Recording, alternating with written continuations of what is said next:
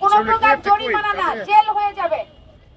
যারা এখনো বসে আছেন ফুটপাত এবং রাস্তা দখল করে, দয়া করে এখনই চলে যান। আপনারা এটা ভাইবেন না যে এখন প্রশাসন এসে বন্ধ করে দিয়ে গিয়েছে, কালকে এসে আবার বসবেন। এরপরে আসলে কোনো প্রকার জরিমানা নয়, সরাসরি জেল হয়ে যাবে। একটি ফুটপাতও কেউ দখল করতে পারবেন না।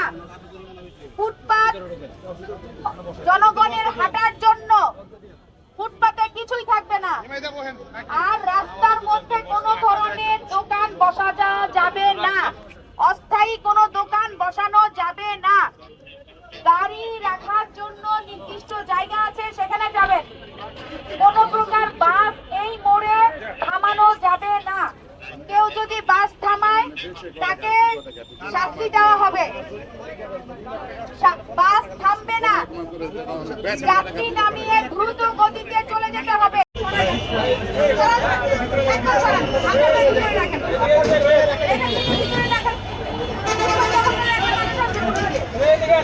কদমতলী যাওয়ার পথে হাতের বাম পাশে কোনো সিএনজি স্টেশন নাই।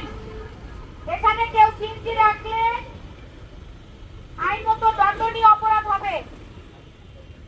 সিএনজি গুলো এখান থেকে সরে দিতে বলছি।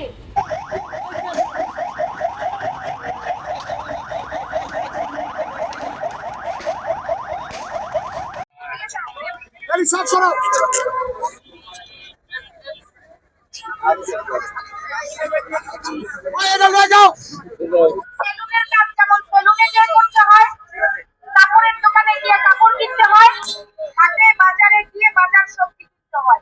ফল, মাছ, মাংসের সবজির জন্য বাজার আছে। রাস্তার পাশে ফুটপাত থেকে কেনা আপনারা বন্ধ করেন। আপনারা কেনা বন্ধ করলে এরাও দোকান দিবে না।